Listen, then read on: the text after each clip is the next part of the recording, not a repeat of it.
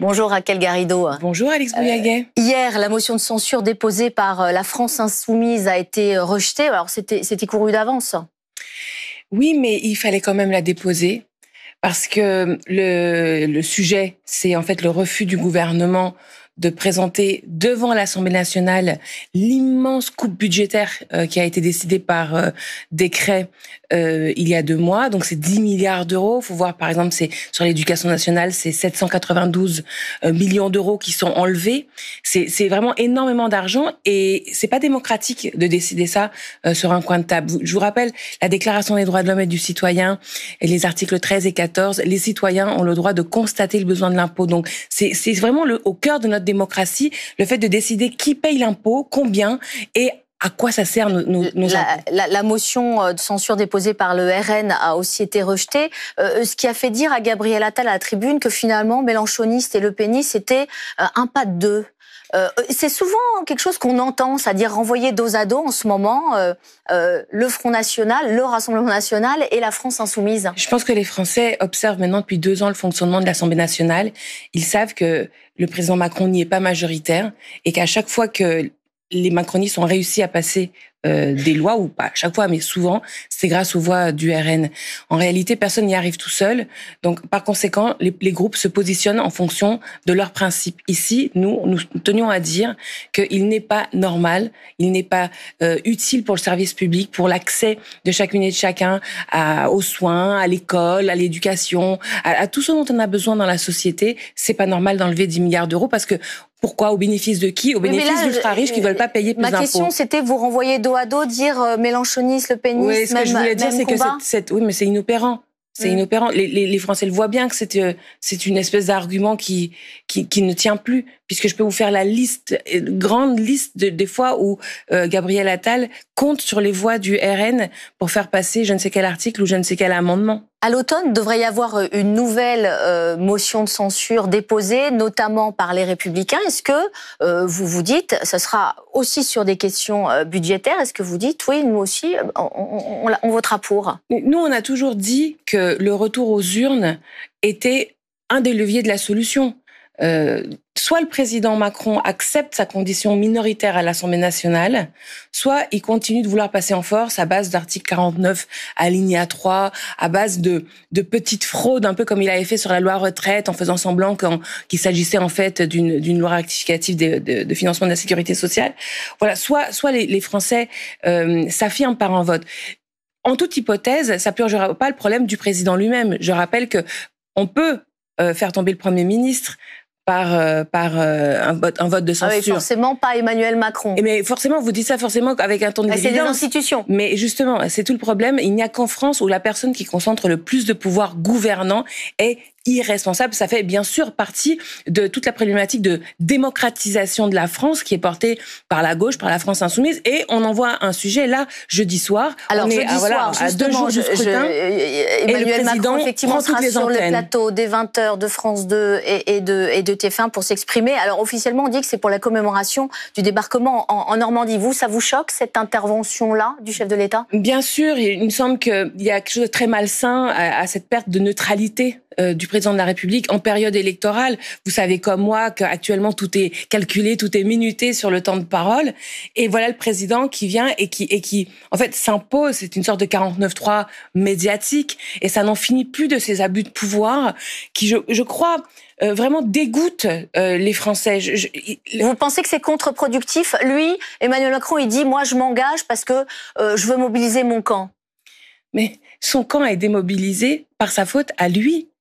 Et si les Français avaient pu révoquer le président de la République ou le faire payer électoralement directement sa personne, il ne serait plus président. Déjà, je rappelle que pendant la loi retraite, 93% des salariés étaient contre. Il y avait que lui et ses proches qui étaient pour cette loi retraite. Donc là, bien évidemment que on va lui faire payer, les électeurs vont lui faire payer ces affrontements, ces injustices-là.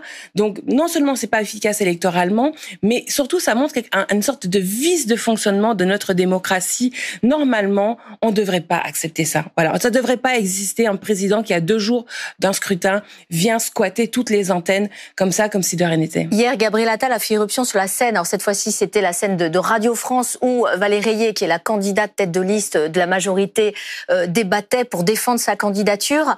Marie Toussaint a trouvé qu'il s'essuyait les pieds sur elle comme un paillasson. Marine Le Pen a trouvé ça sexiste. François-Xavier Bellamy a dit que c'était un spectacle.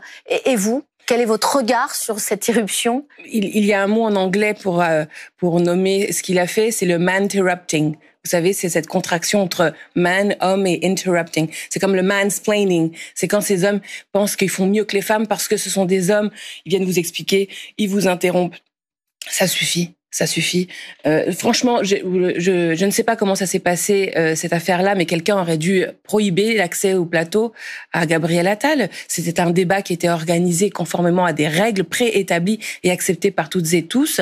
Et là, il arrive comme ça, il pète le dispositif, il pense qu'il en a tous les droits. Il y a une arrogance de ce pouvoir macroniste. Il y a une arrogance auquel, voilà, il faut mettre fin. C'est tout l'intérêt aussi de voter pour les listes de gauche, parce qu'il n'y a que les listes de gauche qui peuvent... Est-ce que Jean-Luc Mélenchon, il aurait pu faire ça ? On le voit bien, non, Jean-Luc Mélenchon? En attendant, c'est pas Jean-Luc Mélenchon qui l'a fait, c'est Gabriel Attal qui l'a fait. Donc là, il faut punir ce machisme viriliste toxique qui existe en politique, et voilà, en votant Manon Bry, en votant la liste que je soutiens, qui est portée par une femme, une féministe, ça fait partie des solutions à ce monde dont on ne veut plus aujourd'hui subir les effets. Nous sommes, je le disais au début de l'interview, à 5 jours des européennes. Les Insoumis ont fait une campagne très clivante, et notamment sur le conflit israélo-palestinien. Ça profite pas vraiment dans les sondages, parce que Manon Bry, elle est toujours aux alentours de 7%. Pourquoi avoir fait campagne sur ce thème ? Comme l'hirondelle ne fait pas le printemps, le sondage ne fait pas le résultat. Et moi, j'invite chacune et chacun, là, dans ces derniers jours qui nous amènent au vote, à se souvenir pourquoi il avait voté France Insoumise en avril 2022. À se souvenir pourquoi il avait voté. C'est sans doute pas sur le conflit israélo-palestinien en 2022. Sans doute pas. C'est la raison pour laquelle je dis, souvenez-vous, la lutte sociale. Souvenez-vous la lutte démocratique. Souvenez-vous la lutte pour préserver la planète. Ces choses-là sont à l'ordre du jour. Elles sont plus que jamais importantes. Regardez le gouvernement avec sa loi là sur les retraites, sa réforme sur les retraites qui vise à faire baisser les salaires de tous. Puisque si vous acceptez un travail dans des conditions misérables, en réalité, ça fera baisser les salaires de tous. C'est fondamentalement injuste. Ça vole les cotisations de toutes les cotisants des Français, des étrangers. Et d'ailleurs, de ce point de vue, j'ai eu l'occasion de dire à l'Assemblée nationale cette semaine, l'extrême droite et les macronistes sont ensemble pour vous piquer vos cotisations, parce que vous cotisez et eux, ils veulent vous baisser vos droits au chômage, aux allocations familiales, à la retraite, à la santé. Voilà, il faut prendre un bulletin de vote, le bulletin de vote Manon Bry, pour faire cet acte de dignité sociale. Sauf que dans son blog ce week-end, Jean-Luc Mélenchon a minimisé le nombre d'actes antisémites commis en France. Il affirme que l'antisémitisme en France reste résiduel. Est-ce que vous êtes d'accord avec cette formule ? Je pense que si c'est pour dire... En gros, la France n'est pas antisémite, ou la France n'est pas raciste, ou la France n'est pas islamophobe, oui, pourquoi pas. Enfin, il y a quand même eu 300... J'allais dire Alice Boyaguet. Évidemment que...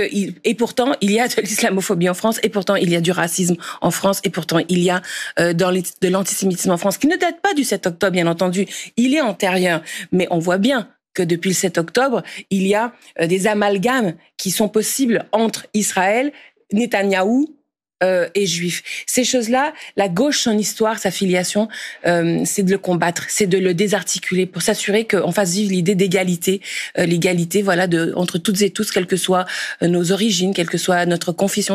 C'est important. Donc, mais ça reste à faire face à une société où les extrêmes et la haine s'accumulent. Une formidable rampe de lancement à Raphaël Glucksmann, qui aujourd'hui est à 14% dans les sondages. On dit même qu'il pourrait dépasser la liste de la majorité et en faire éventuellement un homme clé pour 2027. Les composantes de la NUPES ont des visions différentes s'agissant de l'Union européenne. Et d'ailleurs, c'était écrit noir sur blanc dans le programme de la NUPES. Les Verts sont très fédéralistes. Le Parti socialiste est très, très lié à l'histoire de la construction européenne. Tandis que nous, les Insoumis, nous sommes fidèles à ce nom de gauche. Donc aujourd'hui, puisqu'on est séparés, et puis c'est dommage, hein, et comme Manon Aubry l'a dit, il faudra bien revenir à la NUPES. Moi aussi, je pense cela profondément, mais en attendant, il y a quand même des désaccords politiques à purger, et moi je dis, souvenez-vous du nom de gauche, votez pour le nom de gauche au traité constitutionnel européen, ce vote de 2005 qui est fondateur dans l'histoire de la gauche, et qui a été un moteur aussi pour dire non à François Hollande, non à Manuel Valls, Cazeneuve, cette période sinistre de la gauche au pouvoir, nous n'en voulons plus. Donc, puisque les programmes sont à comparer et il faut juger, eh bien, jugeons du côté de l'histoire, de ce qui a permis la victoire de la NUPES, les 26% de la NUPES en juin 2022. Merci beaucoup, Raquel Garrido. Bonne journée à vous. Merci.